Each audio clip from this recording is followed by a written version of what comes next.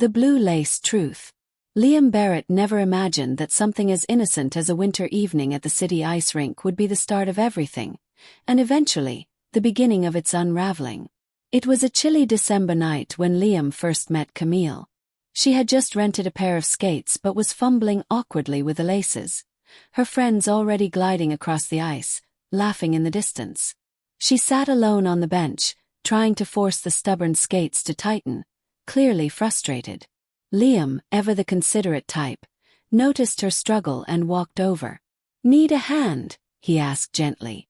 Camille looked up surprised, but nodded with a small, appreciative smile. "Are they too tight? Too loose?" he added, adjusting the laces with care. That night, both of them broke away from their friend groups and spent the evening skating hand in hand. From that moment on, they barely let go. They dated, moved in together, and eventually married. 5 years passed, and on the surface, they were the kind of couple others admired. Stable, functional, and peaceful. But somewhere in those quiet years, the spark faded. The butterflies turned to routines. What was once breathless anticipation became calendar reminders and errands. Passion gave way to practicality. The laughter was still there, but it was thinner, less frequent. Arguments erupted over silly things. Dishes, weekends, who forgot to buy milk. And though they rarely escalated, they chipped away at something deeper. Liam, a systems analyst and planner by nature, took on the role of peacemaker. He was calm and measured, the one who always tried to fix things before they broke. He wanted children.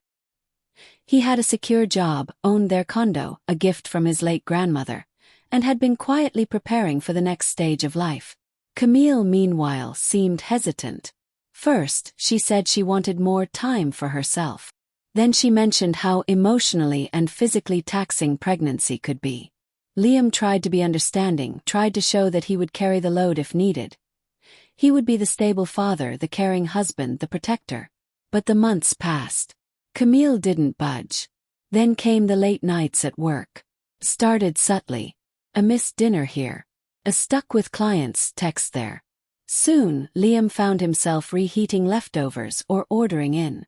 Camille would stumble in around 9 or 10 p.m., claiming her office on Gardiner Avenue had taken on too many new accounts. "You know how it is," she said one night, sighing as she kicked off her heels. "I'm juggling 5 deadlines."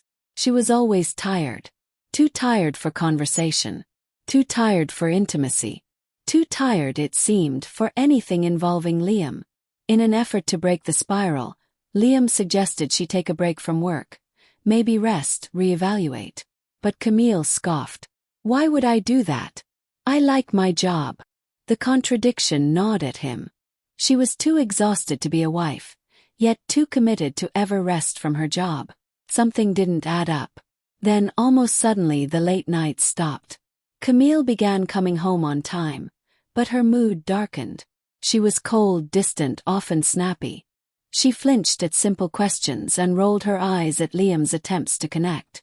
Liam didn't know what to make of it. He still hoped things would heal on their own. Then came the housewarming party. It was for some mutual friends across town in a neighborhood they'd never visited before. On the drive there, Camille grew visibly tense. She stared out the window, chewing her lip, clearly distracted.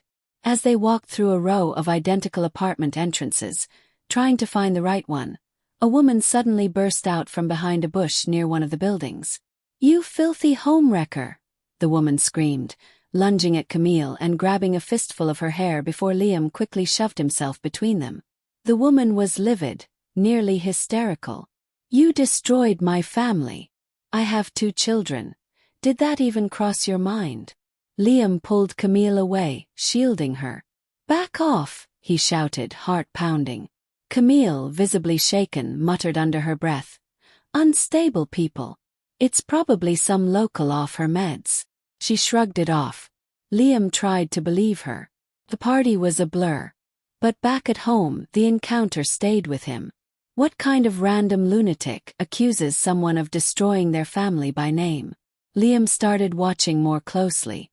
Camille stayed guarded. Her phone was locked. Her laptop password had changed. One night, while doing a late grocery run at her request, fate intervened. In the cereal aisle, he spotted a familiar face, the woman from the party. But she wasn't screaming now. She was a tired mother with a baby in a stroller and a toddler tugging at her sleeve. Her daughter ran up to Liam, excitedly showing him a cereal box. The woman looked up, startled, then frozen. "I'm sorry about before," she said quietly. Liam saw his chance. He smiled politely. "Do you remember what that was about?" She hesitated. Then came the whisper.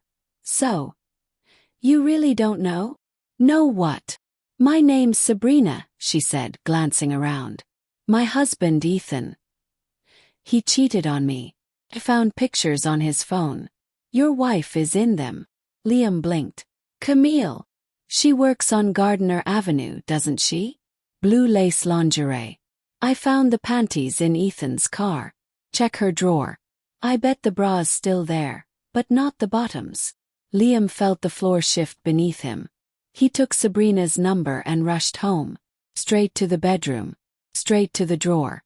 The blue lace bra was there. But the matching panties were gone. "What are you doing?"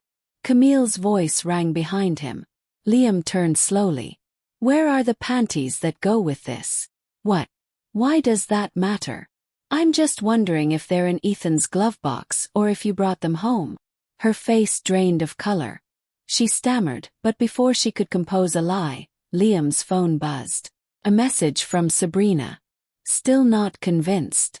Here's more proof." Attached were photos. Camille in Ethan's arms, kissing, laughing. Not just an affair. A relationship. Liam turned the phone so Camille could see. "Explain," he said, voice cold. Camille opened her mouth, then closed it. Whatever excuse she had prepared died on her lips. That night, Liam told her to leave. The condo was his. He wasn't going to share it with a woman who betrayed and manipulated him. The next week he filed for divorce. Later, he learned that Ethan dumped Camille after Sabrina confronted him, which explained Camille's mood shift and sudden availability. She hadn't chosen Liam again. She'd simply been abandoned. As for Liam, he mourned the years he lost, the future he dreamed of. But he didn't drown in bitterness. He rebuilt. Found someone new.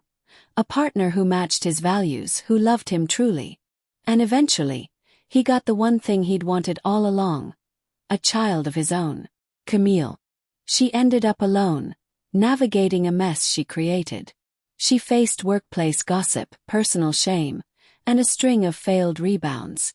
The world had a way of teaching lessons, especially to those who think they can take everything without consequence. And Liam, he never looked back.